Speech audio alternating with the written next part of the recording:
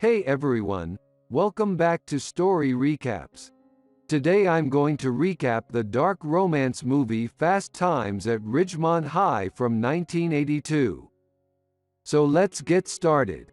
In the busy and developing town of Ridgemont, numerous kids from Ridgemont High School in the San Fernando Valley are just trying to get by. What it's like to be an adult thus, the Ridgemont Mall is a great place to hang out. Stacy, a stunning young woman, works at Perry's Pizza with her outspoken friend Linda Barrett. Stacy is a freshman in high school and is 15 years old, making her still a virgin. She is anxious to break that status. This gives her the confidence to approach an older-looking man who enters the cafeteria. The man is intrigued by her claim that she is 19 years old. Ron Johnson, a soft-spoken and kind man in his late 20s, is located opposite the pizza parlor and the theater. Work by Mark Ratner. He fancies himself to be the chic magnate and is quick to demonstrate his popularity to the younger kids. On the side, he makes money by accepting sports bets and selling illicit concert tickets. Mike Damon is his total opposite and is Khan's best friend and confidant.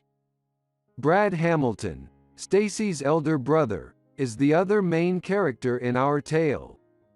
He is now the best employee at All American Burger, has a constant stream of girls vying for his attention, and is about to finish paying off his 1960 Buick LeSabre.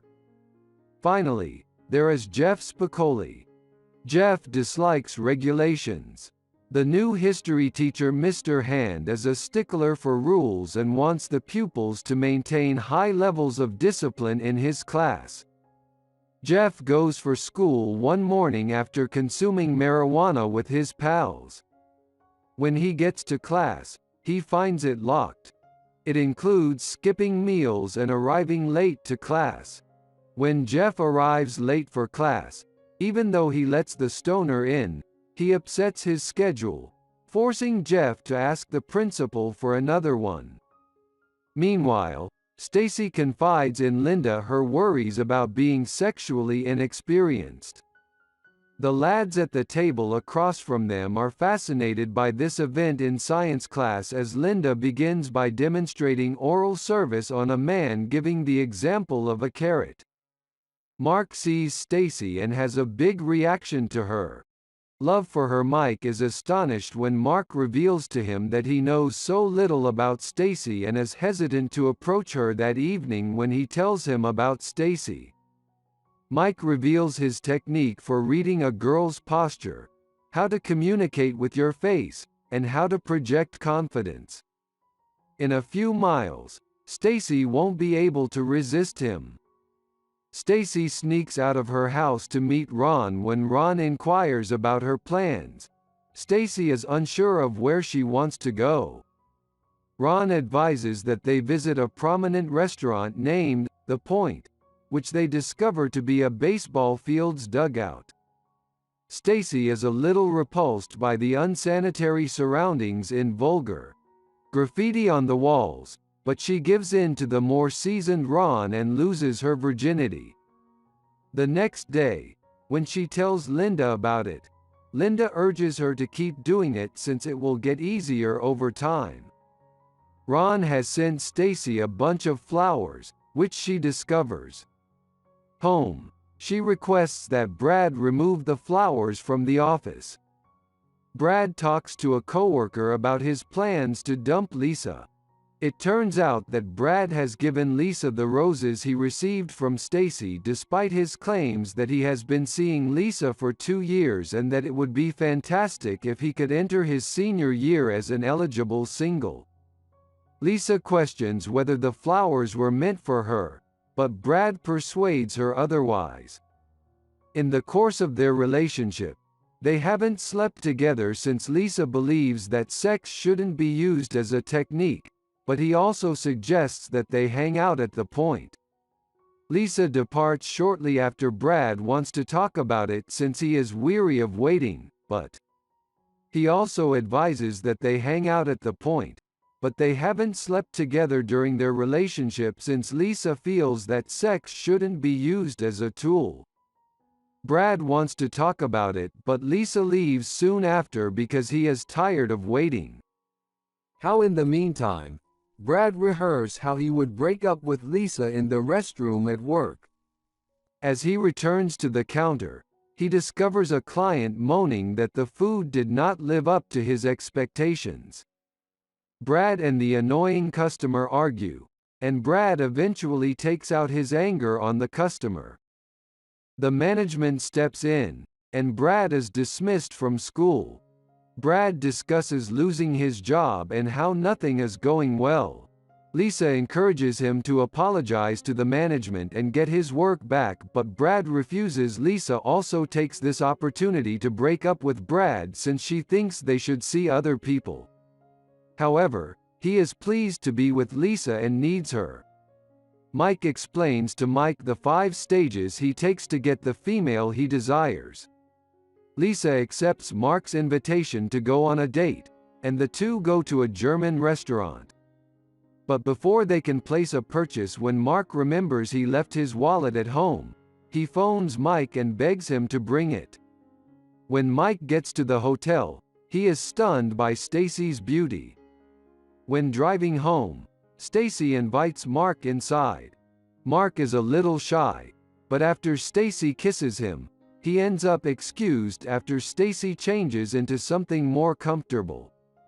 Stacy moves on to greater things elsewhere after assuming Mark is not interested in her. Jeff drives a 1979 and has won various surfing competitions. The younger passenger is Jefferson, a top football player for Ridgemont, and they are riding in a Chevrolet Camaro that Jeff owns. Unfortunately, Jeff crashes the car into a construction site while intoxicated, but he makes a promise to the younger passenger that he will rebuild the car. Jeff Parks left his wrecked Camaro outside the school with sloppy graffiti that gives the impression that the Lincoln kids were late. The mischief hints, during the game of revenge, Jefferson attacks each and every player in Lincoln. A few days later, Stacy and Lisa are relaxing by Stacy's pool and talking about having relations. They are joined by Mike and Mark, and everyone has a great time. Brad enters the group and is displeased because he is currently performing poorly at Captain Hook Fish and Chips within the residence. Brad thinks about Lisa approaching him after noticing how attractive she is. And this prompts him to begin enjoying himself in the restroom. A little while later, Lisa, who is also using the restroom, walks in on Brad's self-pampering. To say that Brad is unhappy at school would be an understatement.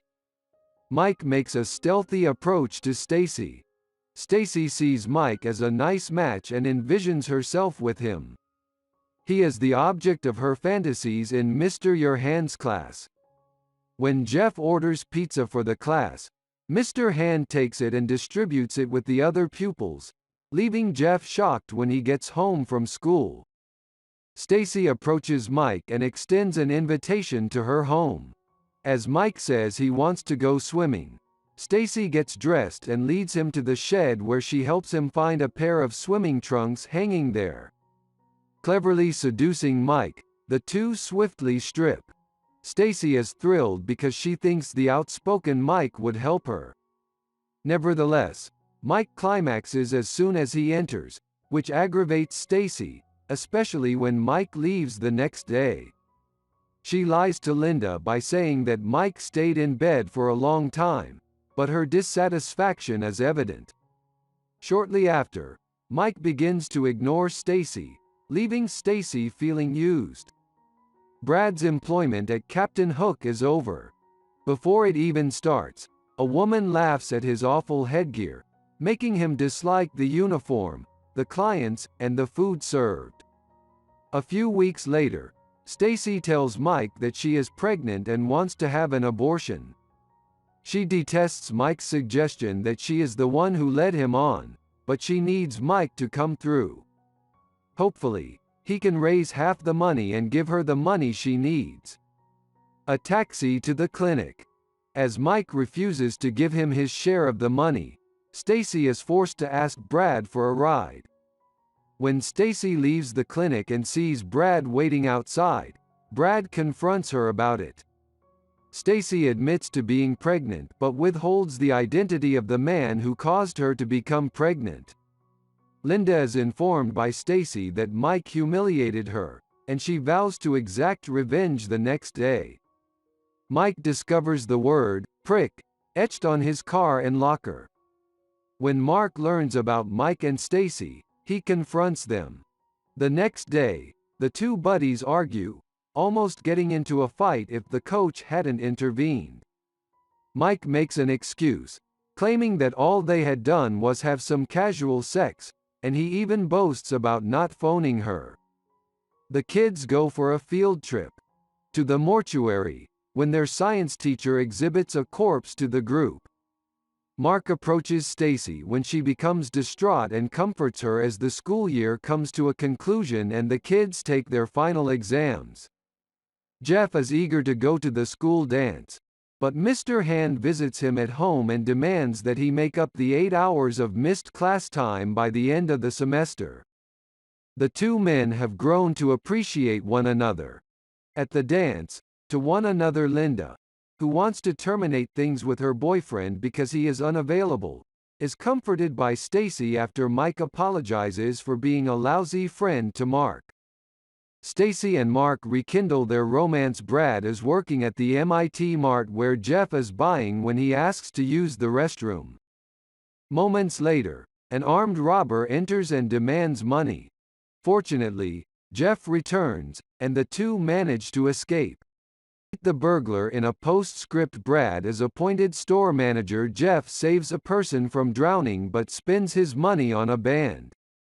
The movie ends here, when Mike is found selling the tickets, and Mr. Hand believes that everyone uses marijuana.